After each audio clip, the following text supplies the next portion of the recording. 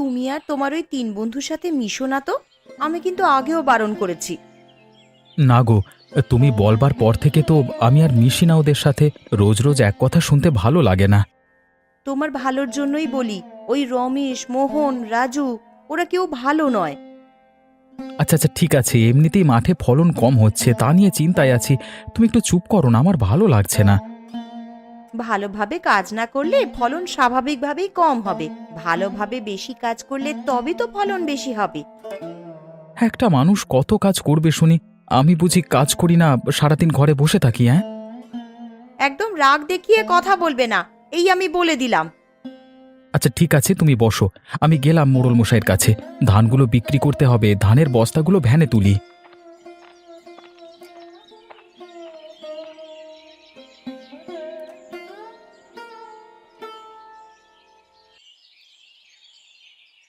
ভালো লাগছে না এভাবে। আগে কত ফলন হতো, কত কত টাকা উপার্জন হতো, আর এখন এই 10 বস্তা ধানে কি হবে, কত টাকাই বা পাবো?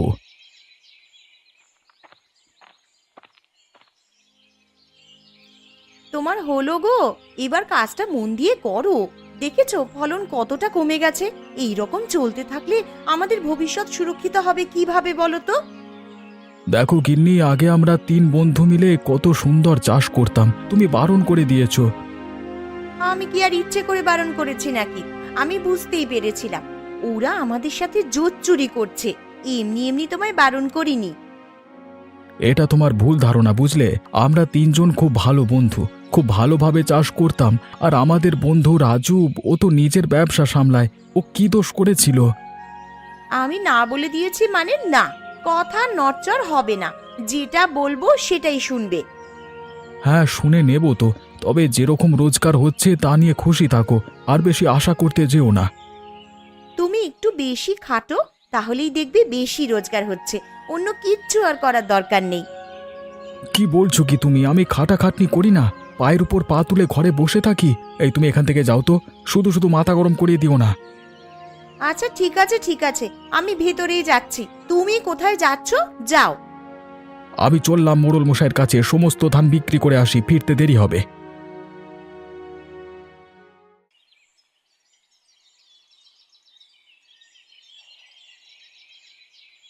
গিন্নি, আমার ব্যাগপত্রগুলো গুছিয়ে দাও তো। আজকে এমনিতেই দেরি হয়ে গেছে, গিয়ে দোকান খুলতে হবে তাড়াতাড়ি।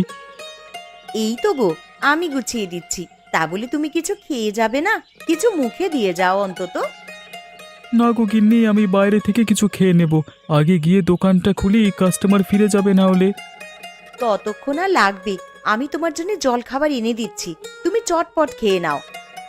না গো গিন্নি, আমি বাইরে থেকে খেয়ে নেব বলছি তো, তোমার হলো?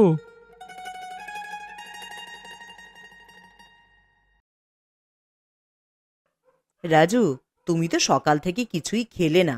এই এক গ্লাস পানি খেয়ে এখন কলিজা ঠান্ডা করে তবেই দোকানে যাও। আচ্ছা দাও দাও, তাড়াতাড়ি দাও। আমার হাতে একদম সময় নেই বৌদি, আমি বাইরে খাবার খেয়ে নেব।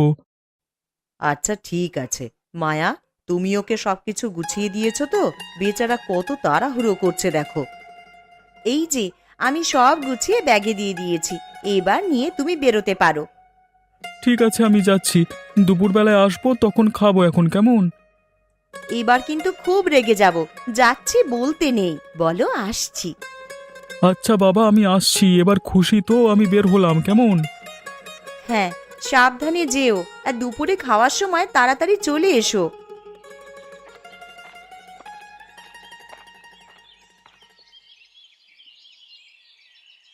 কই, এবার একে একে এগিয়ে এসো দেখি, একটু তাড়াতাড়ি করো।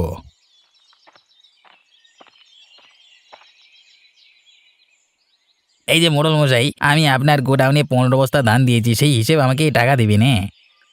আচ্ছা, তোমার 15 বস্তা ধান অনুযায়ী তোমার হচ্ছে 1500 টাকা। এই নাও ধরো। আর একটু দাঁড়াও পাশে, তোমার সাথে কথা আছে। আচ্ছা ঠিক আছে বাবু। পরে কে কে আছো? রাহুল, এগিয়ে এসো। তোমার কত বস্তা ধান আছে?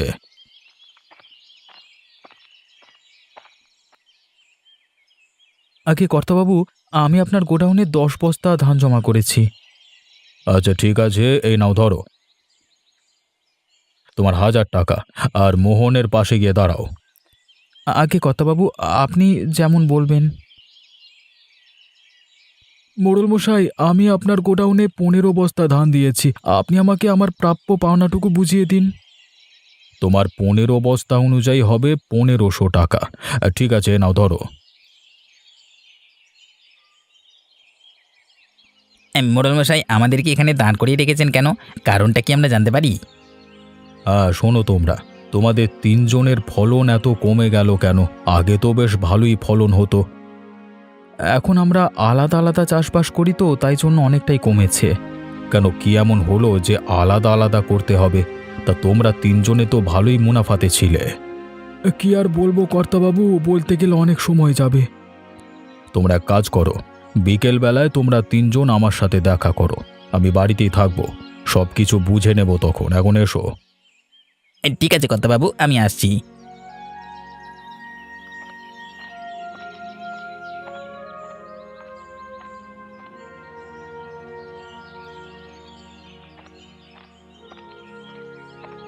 গিন্নি, আমি চলে এসেছি, আমাকে একটু পানি দিয়ে যাও তো। আমি এখন রান্না করছি, এখন যেতে পারবো না। ঘরের কোণে কলসিতে পানি রাখা আছে, নিয়ে খেয়ে নাও। এক গ্লাস পানি চাইলাম, সেটাও দেওয়া যায় না নাকি? তুমি কি এমন রাজকার্য করে এলে যে তোমার জন্য আমাকে ছুটে ছুটে যেতে হবে? তোমার এত বড় কথা! আমি এক গ্লাস পানি চাইলাম, সেটাও দেওয়া যায় না? রোদে এত খাটাখাটনি করে তারপরে যদি এরকম ব্যবহার পাই, কিচ্ছু বলবার নেই, বুঝলে? এর থেকে ভালো ব্যবহার আমি করতে পারবো না, বুঝতে পারলে? যা করার করে নাও। কি দুর্দশা হলো! পানি চাইলে তো পানিও দিচ্ছে না। সত্যি কি আর করবো, আমার ভাগ্যটাই খারাপ করা।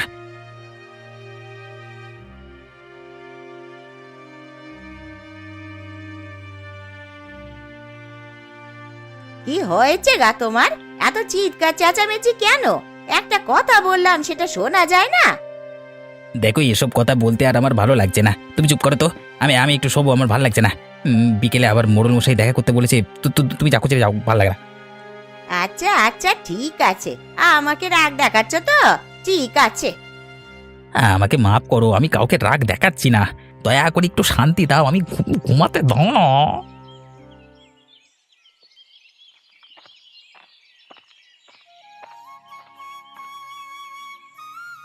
গিন্নি, রান্না হয়ে গেছে, আমি চলে এসেছি।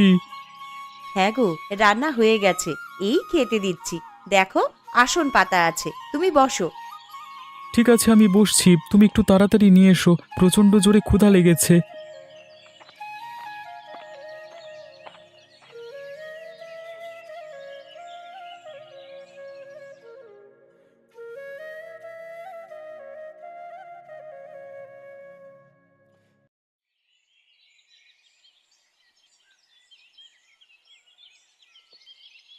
ক্ষুধা তো লাগবেই, সকাল থেকে তো কিছুই খাওনি, না খেয়েই বেরিয়ে গেলে।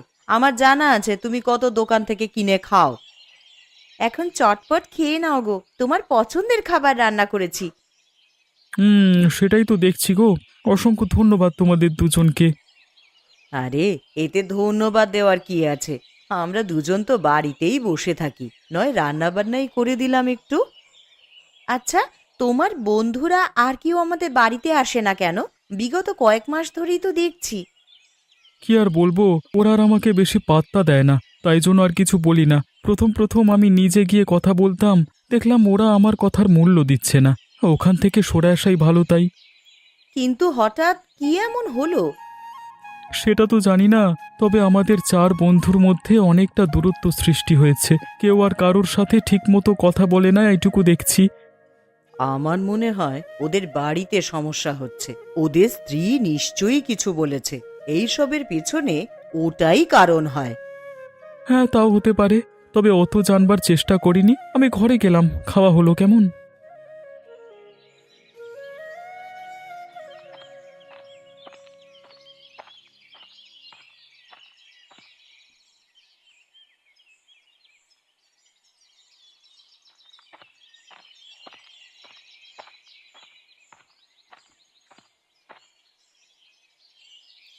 কর্তাবাবু, ও কর্তাবাবু, বাড়িতে আছেন? আমরা এসেছি, আপনি ডেকেছিলেন।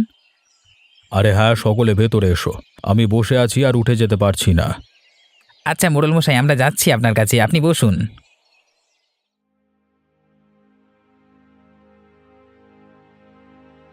হ্যাঁ মোড়ল মশাই, এবার বলুন তো কেন আমাদের ডেকেছিলেন? তোমরা তিনজনে তো কিছু মাস আগেই সবাই একসাথে চাষবাস করতে, হঠাৎ কি হলো? এরকম ভাবে আলাদা হয়ে যাওয়ার কারণ কি? সত্যি কথা বলতে আমাদের বাড়ির ব্যবসা, আমরা তিনজনে একসাথে চাষবাস করাটা মানে আমাদের গিন্নির পছন্দ নয় আর কি। মানে রাহুল, তোমার বাড়িতে এরকম সমস্যা, আমার বাড়িতেও তো একই সমস্যা। শুধু তোমাদের দুজনের বাড়িতে নয়, আমার বাড়িতেও একই পরিস্থিতি। বুঝতে পারলাম। তোমরা তিনজন এক কাজ করো, আবার সবাই একসাথে যেমন চাষ করতে সেরকমই চাষবাস করো। তোমরা নিশ্চয়ই বুঝতে পেরেছো নিজে থেকে কাজ করলে কতটা বেশি পরিশ্রম করেও কত টাকা কম পাচ্ছ। সে আবার বুঝবো না, হারে হারে টের পাচ্ছি। এত কষ্ট করে মোটে 10-15 বস্তা ধান যদি আপনার হাতে দিতে পারি, তাহলে এভাবেই সংসার চলবে। এটা বলবার জন্যই তোমাদেরকে ডেকেছিলাম। তোমরা বাড়িতে নিজেদের স্ত্রীকে বোঝাও, আর না বুঝলেও অন্য কিছু করতে যেও না। হয়তো 2-3 দিন ঝামেলা হবে, পরে দেখবে সব ঠিক হয়ে গেছে। আগে মোড়ল মশাই, আপনি যেমন বলবেন তেমন হবে। আমরা বাড়ি গিয়ে বোঝাবো আমাদের স্ত্রীকে। এই তো, তোমরা কি সুন্দর বুঝে গেছো। ঠিক আছে, এখন যাও। পরের ফসলটা আমি তোমাদের থেকে অনেকটাই আশা করছি। আগে কথা বাবু, তাহলে চললাম আমরা।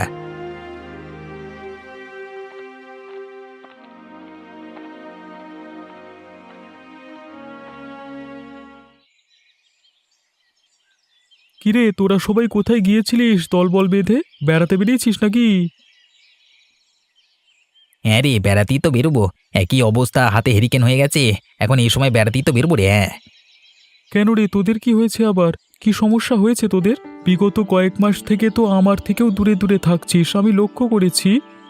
ভাই, ভুল ভাবিস না। তোর বৌদি এত ঝামেলা করছে, বলছে নাকি তোদের কারোর সাথে মেশা যাবে না। সে কি, আমি আবার কি করলাম? আচ্ছা, রমেশটা না হয় বুঝলাম, রাহুল, মোহন, তোদের কি খবর? রমেশ যা বললো আমাদেরও একই পরিস্থিতি। এইবারে ধান চাষ করেছি সবাই একা একা, শুধুমাত্র এই কারণটার জন্যই। ওই জন্যই মোড়ল মশাই একবার ডেকেছিলেন, ওই ফসল কম হয়েছে তো তাই জন্য। আচ্ছা ঠিক আছে, যা। তাহলে এবারের ফসল তোরা একসাথেই চাষ করছিস তো? হ্যাঁ অবশ্যই, এবার যাই হয়ে যাক না কেন একসাথেই চাষবাস করব।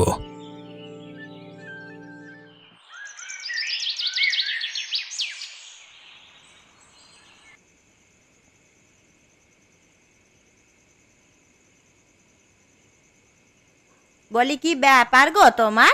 কোথায় গিয়েছিলে? সেই তো বিকেলে বেরিয়েছো, তা এখন বাড়ি ফেরার সময় হচ্ছে। মোড়ল মশাই ডেকে পাঠিয়েছিলেন, তাই জন্য গিয়েছিলাম। কথাবার্তা বলতে বলতে দেরি হয়ে গেল। আচ্ছা, বুঝলাম। তা কি বলছিলেন উনি? হ্যাঁ, তোমাকে বুঝিয়ে বলছি সব কিছু। এবার থেকে আমরা 3 বন্ধু আবার একসাথে চাষবাস করব। কেন কেন?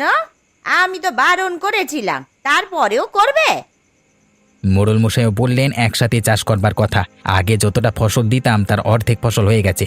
3 জনে মিলে আগে কত ফসল উৎপাদন করতাম। আমি তোমাকে বারণ করেছি ওদের সাথে মিশতে, আর তুমি মিশবে না।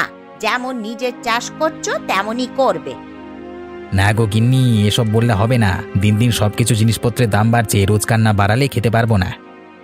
সে তুমি যা করেই হোক রোজগার করো, তবে ওদের সাথে একসাথে চাষবাস করবে না। তোমায় কম দিয়ে ওরা টাকা সরিয়ে নেবে।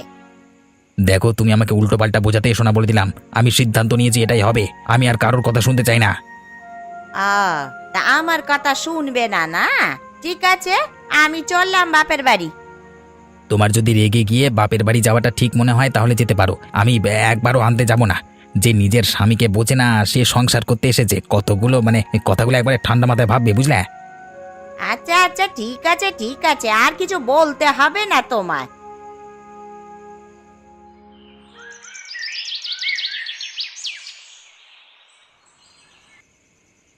বুঝলে গিন্নি, এবারের ফসল অনেক কমে গেছে, তাই বেশি টাকা মোড়ল মশাই থেকে আনতে পারিনি।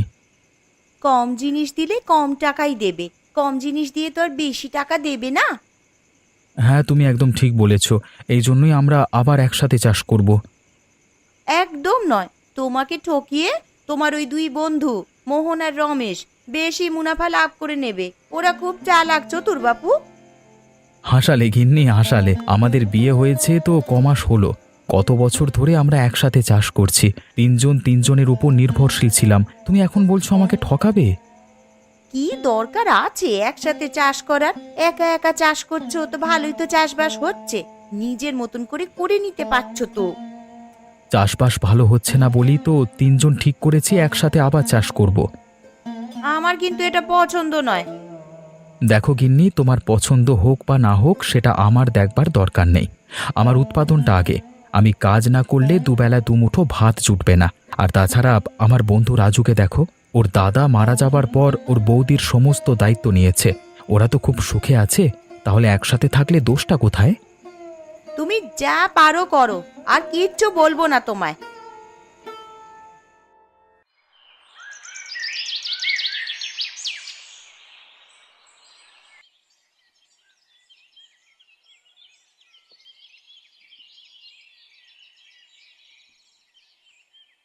আরে আরে, কাউকে কিছু না বলি যে ভেতরে ঢুকে আসছো, কি ব্যাপার? যত নষ্টের গোড়া এই ব্যক্তি। আপনি আমাদের স্বামীদের কি বুঝিয়েছেন বলুন তো, যে ওরা আবার একসাথে কাজ করছে? বলে উত্তরটা দিন। আমরা কেউ চাই না একসাথে ওরা কাজ করুক, যে যা নিজের নিজের আলাদা আলাদা কাজ করবে। আপনি ওদেরকে বুঝিয়ে বলুন না যেন আবার একা একা কাজ করে। অন্যজনের সংসারে কেন আগুন লাগাচ্ছেন বলুন তো? সংসারে আগুন আমি লাগাচ্ছি না, আপনাদের জন্য লেগেছে। এই যে আপনারা ওদের তিনজনকে আলাদা করেছেন, এর প্রভাব নিশ্চয়ই বুঝতে পারছেন কতটা কম রোজগার করতে পেরেছে ওরা। তাতে অসুবিধা কি আছে? তিনজন মিলে অনেক টাকা উপার্জন করে ভাগাভাগি করলে যেমন হবে, একা উপার্জন করলে তো ঠিক সেই টাকাই রোজগার হবে। আপনাদের এখন বোঝালে বুঝতে পারবেন না। আপনারা ঠিক 2 মাস পর যেদিন এখানে ফসল নেওয়া হবে চলে আসবেন, সব কিছু বুঝতে পেরে যাবেন। এইবারটা ওদেরকে একসাথে চাষ করতে দেন। আচ্ছা ঠিক আছে, আমিও দেখব কত টাকা বেশি ইনকাম করে। সামান্য আপনাদের উদাহরণটাই দেখুন না, তিনজনে মিলে জোট বেঁধে আসায় আপনাদের ক্ষমতা কতটা বৃদ্ধি পেয়েছে। নিশ্চয়ই ওরা তিনজনে কাজ করলে ওদের ক্ষমতাটাও বৃদ্ধি পাবে, রোজগার বেশি হবে। সব বিষয়ে এত হিংসে করলে হয় না। আচ্ছা আচ্ছা, এই এখন আমরা চললাম। 2 মাস পর দেখা যাবে কার কথাটা ঠিক হয়।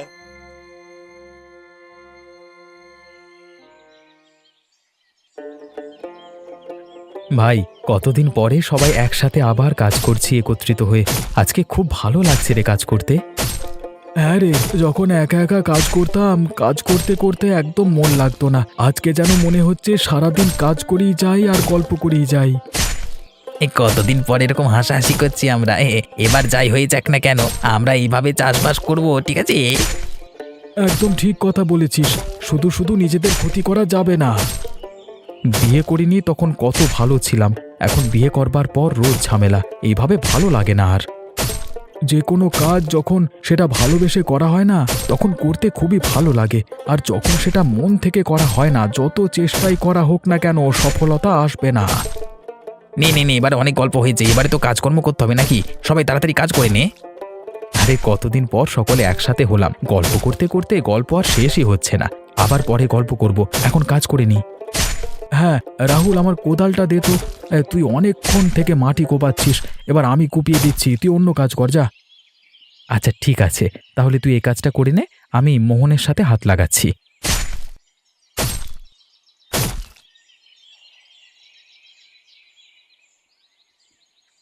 আজকেই আপনাদের প্রমাণ দেখিয়ে দেব, একা একা কাজ করলে বেশি রোজগার হয় নাকি একসাথে মিলে কাজ করলে বেশি রোজগার হয়। দেখার জন্যই তো এসেছি। কোথায় গেল? এখনো আসছে না কেন?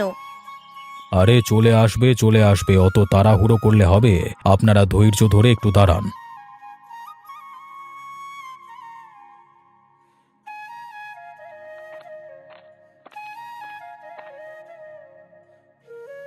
মোড়ল মশাই, এই যে আমাদের তিনজনের ফসল। আরে তুমি এখানে কি করছো? ঠিক পরে বুঝতে পেরে যাবে রমেশ। আগে বলো কত বস্তা ফলন হয়েছে এবারে? আগে কর্তাবাবু, এবারে 50 বস্তা ফলন হয়েছে। বাহ, 50 বস্তা অনেক ফলন হয়েছে। আর আগের বারে তোমাদের তিনজনের মিলিয়ে কত বস্তা যেন হয়েছিল? এই 35 বস্তা মতো, তার থেকে বেশি হয়নি। আপনারা দেখতে পেলেন তিনজনে মিলে চাষবাস করে কত বস্তা বেশি ফসল হয়েছে। আর আপনারা বলেন একা একা নিজের মতো করা ভালো, তাই না? আচ্ছা, এরা তিনজনে জোট চুরি করবে কিভাবে? একসাথে তো ফসল নিতে আসে, আমি ভাগাভাগি করে দিই টাকা, তাই তো? মোড়ল মশাই, বুঝতে পেরেছি, একত্র হলেই বেশি শক্তি পাওয়া যায়। আর বাধা দেব না গো তোমাদের, অনেক ঝামেলা করেছি। ক্ষমা করে দাও আমাকে, আর এইরকম হবে না, আমিও তোমার সাহায্য করব। তোমরা যে বুঝতে পেরেছো এটাই আমাদের কাছে অনেক। এতে তোমাদেরও ভালো, আমাদেরও ভালো। বেশি টাকা রোজগার হলে আমরাই তো ভোগ করব, অন্য কেউ তা নিয়ে নেবে না। ব্যাপারটা হচ্ছে এই, আমি তোমাদের পরামর্শ দিয়েছিলাম বলে তোমাদের গিন্নিরা আমার কাছে নালিশ করতে এসেছিল, তাই জন্যই এসব ব্যবস্থা। প্রমাণ হাতে নাতে দিয়ে দিলাম, আর কোনো অসুবিধে হবে না।